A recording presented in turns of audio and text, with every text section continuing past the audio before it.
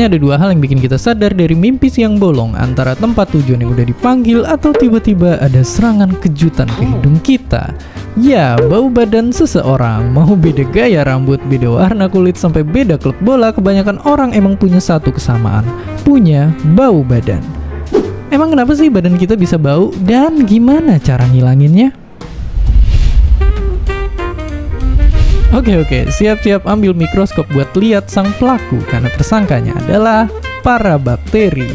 Ternyata sebenarnya keringat itu sendiri nggak bau. Keringat itu dihasilin sama dua jenis kelenjar di badan kita. Ada kelenjar ekrin namanya yang tersebar di seluruh tubuh, dan dia ini tugasnya penghasil larutan air dan garam yang fungsinya untuk ngatur suhu badan.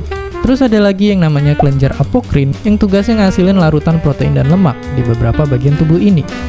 Tapi masalahnya disinilah tempat bersemayamnya 1000 jenis bakteri di setiap 1 cm kulit kita. Larutan protein dan lemak tadi dimakan para bakteri, lalu diproses jadi asam yang baunya kemudian hinggap di hidung kita. Alias bagi para bakteri, permukaan kulit yang dekat kelenjar apokrin itu udah ibarat restoran dan toilet yang jadi satu. Dan ngomong-ngomong bau badan, ternyata ada sebagian dari kita yang punya gen super dan badannya hampir nggak berbau. Contohnya kayak orang-orang di Asia Timur ini.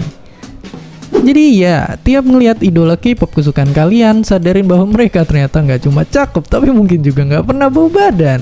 Ya, hidup memang sungguh adil bagi para orang Indonesia. Dan faktor genetik itu juga bikin bau badan ternyata udah kayak sidik jari, yang berbeda-beda buat setiap orang di muka bumi. Makanya kita tanpa sadar suka bisa ngebedain bau badan orang-orang yang udah kita kenal. Oke, pertanyaan penting selanjutnya. Jadi apakah bau badan bisa dihilangin? Sayangnya, kelenjar keringat kita akan terus aktif selama kita hidup.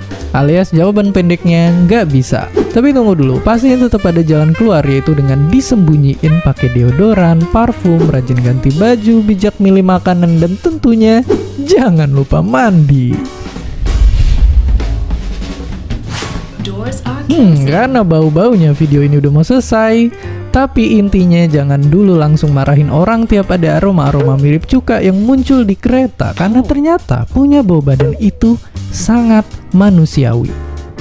Tapi pastinya jangan jadiin juga ini alasan buat nggak pakai deodoran, karena bisa aja kita lah orang itu. Nah, mungkin ada sepasang lubang hidung di luar sana yang keliengan gara-gara bakteri yang lagi pesta di kulit kita. Dan seperti biasa, terima kasih.